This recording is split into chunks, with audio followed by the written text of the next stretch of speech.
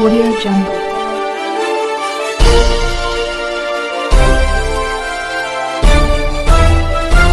Audio Jungle.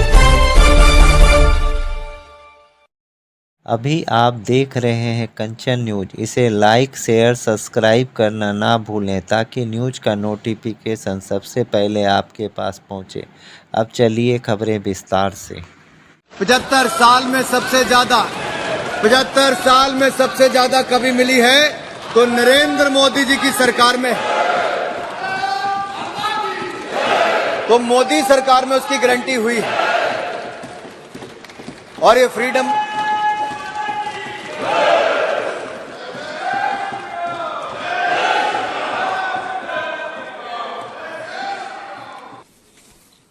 Ramesh Bidhuri जी ने भी कुछ सुझाव दिए, महतो साहब जी ने कुछ सुझाव दिए, मैं इनको सुझाव के रूप में ले रहा हूं। अब जो कुछ विषय अंत में गणेश जी ने भी कुछ सुझाव दिए, भी सुझाव के रूप में ही है।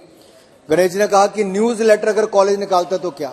अध्यक्ष जी, न्यूज लेटर और जर्नल निकालना जब कॉलेज को वो 2011 के कांग्रेस यूपीए के बिल के समय था कि जिसमें अंग्रेजों से भी आगे कांग्रेस बढ़ गई थी।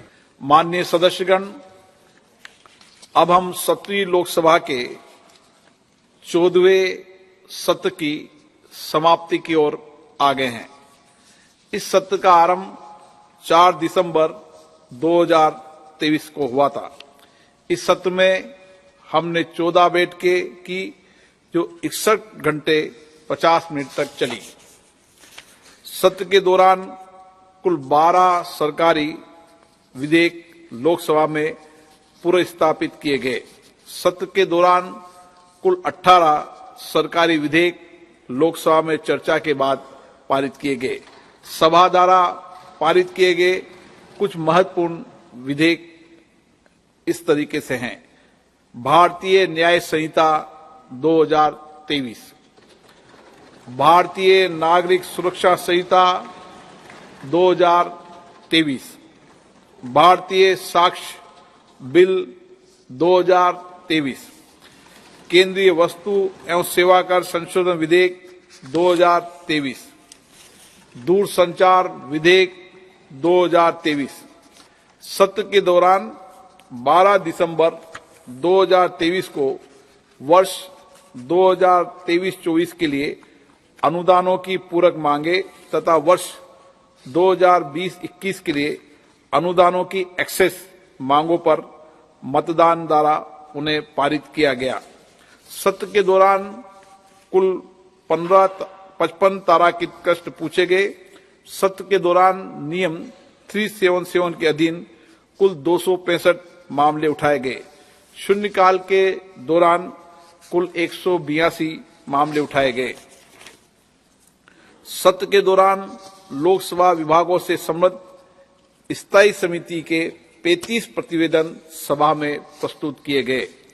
इस सत्र के दौरान निर्देश 73 के अधीन सभा में 33 वक्तव्य दिए गए।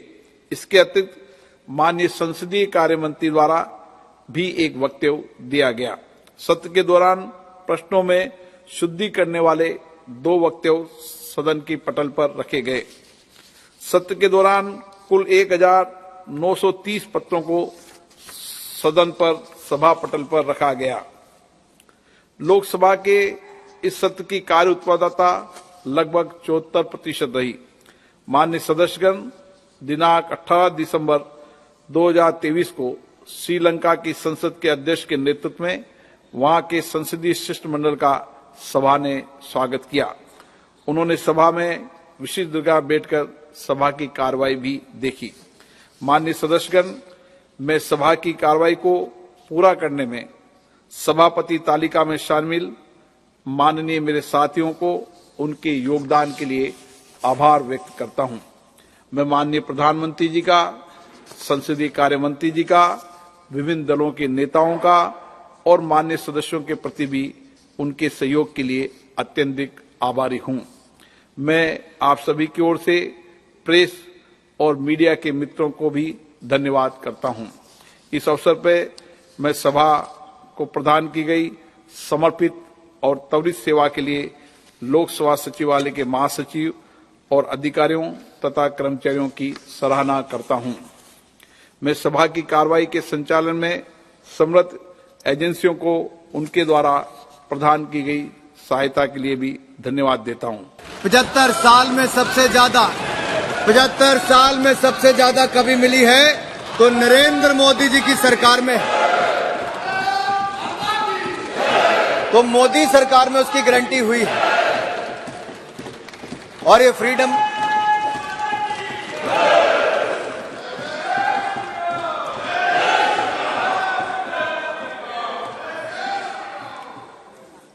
माननीय अध्यक्ष जी, मैं गर्व के साथ कह सकता हूं, पूरे जिम्मेदारी के साथ कह सकता हूं, अगर अभिव्यक्ति की आजादी, फ्रीडम ऑफ प्रेस अगर 75 साल में किसी सरकार के समय सबसे ज्यादा है तो मोदी सरकार में सबसे ज्यादा है। पिछले 10 साल का रिकॉर्ड उठाकर देखिए, एक भी कोई कार्रवाई हमने ऐसी नहीं की है, उल्टा अवसर दिए हैं ऑनलाइन आने का। इसलिए मैंने कहा ये जो कानून है ये सिंपल, स्मार्ट, साइमल्टेनियस प्रोसेस है। दूसरा, आपने कहा इम्तियाज साहब की जो गवर्नमेंट के अगेंस्ट लिखता है उसके खिलाफ कार्रवाई, मैं बिल्कुल आपसे कहना चाहता हूं ये बिल्कुल निराधार है। आपको जितनी आलोचना सरकार की करनी आप कर सकते हैं, व्यक्ति के रूप में भी, सदन के सदस्य के रूप में, पत्रकार के रूप में भी। कोई कार्रवाई किसी के खिलाफ हमने नहीं की है, लेकिन कोई देश को तोड़ने की विचार रखता है, टुकड़े टुकड़े करने की सोच रखता है, ऐसे व्यवधान खड़ा करने का काम करता है, तो कानून को जो काम करना वो अपने आप करता है, उसमें मुझे कुछ नहीं करना है।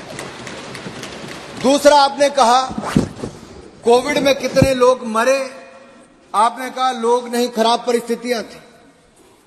आप रिकॉर्ड उठाकर देखिए, आज मुझे नहीं कहना पड़ता, ये दुनिया के बड़े बड़े समाचार पत्र जो गलत लिखते थे, गलत धारणाएं पैदा करते थे कि भारत में करोड़ों लोग मरेंगे, उनको लगता था महामारी से ज्यादा भूखमरी से मरेंगे। मैं आज पूरी अधिकार के साथ कहना चाहता हूं, अगर दुनिया में कोविड प्रबंधन की किसी देश की तारीफ की गई है तो भारत की, और भारत के नेतृत्व में मोदी जी की गई है। हमने महामारी से भी बचाया, भूखमरी से बचाया। अध्यक्ष, 220 करोड़ वैक्सीन अगर किसी देश में मुफ्त लगी पूरी दुनिया में तो भारत में मोदी सरकार में लगी है। उसमें जाति, धर्म, संप्रदाय नहीं देखा गया। आपने इसको संप्रदाय के नाम पर ले गए, आप मजहब के नाम पर ले गए। मुझे बहुत पीड़ा हुई सुन के। हमारी सरकार में तो सबका साथ, सबका विकास सोचा जाता है। हमने कभी ये नहीं कहा, आप एक कोई इंसिडेंट बताइए, अगर 4 करोड़ पक्के मकान मिले, 12 करोड़ शौचालय बने, 10 करोड़ बहनों को रसोई गैस का सिलेंडर मिला, 13 करोड़ घरों को नल से जल मिला, 80 करोड़ गरीबों को अनाज मुफ्त में मिल रहा है, और अगले 5 साल की गारंटी भी मोदी की गारंटी में मिलने का वायदा हुआ है, तो किसी की जाति, धर्म, संप्रदाय नहीं देखा गया। मैं इतना ही कहना चाहता हूं, हमने तो सबका साथ, सबका विकास के साथ काम किया। आप बिल्कुल इसमें ना जाइए। यहां पे भी जितनों को सर्टिफिकेट मिल, आपने कहा सर रिकॉर्ड चेक कराइए, आपने मजबूरी रूप देने की बात कही है, आपने मजबूरी रूप देने की बात कही, आपने कोविड में खराब मैंने कहा कोविड के समय भी अगर किसी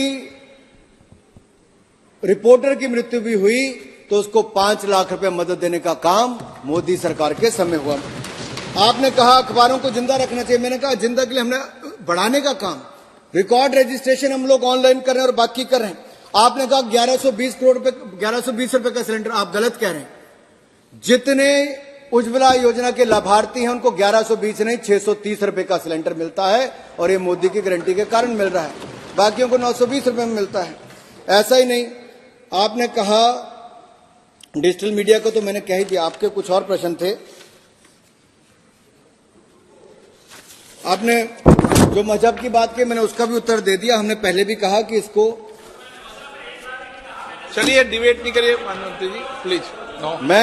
मैं अध्यक्ष जी इतना ही कहूंगा कि आखिरकार गुलामी की मानसिकता से बाहर निकलकर आधुनिकता से लैस, अवसरों से लैस ये bill press and registration of periodical bill 2023 एक ऐसे अवसर लेकर आ रहा है जो एक बार नहीं अनेक बार अनेक लोगों को आगे बढ़ने का अवसर देगा, पत्रकारिता के क्षेत्र में उद्यमी बनने का अवसर देगा, और ये बिल 1867 के बिल को हटाकर संपूर्णतः भारतीय बिल है। नए भारत के निर्माण में, विकसित भारत के निर्माण में प्रेस की महत्वपूर्ण भूमिका हो, उस उद्देश्य को लेकर बिल आया है। मैं आशा करता हूं, जैसे आप सबने अपनी बात में समर्थन किया, आप इसको वोट में भी सर्वसम्मति से पास करेंगे। आपका बहुत बहुत आभार, आपने मुझे अवसर दिया। न्यू अपडेट के लिए देखते रहिए कंचन न्यूज।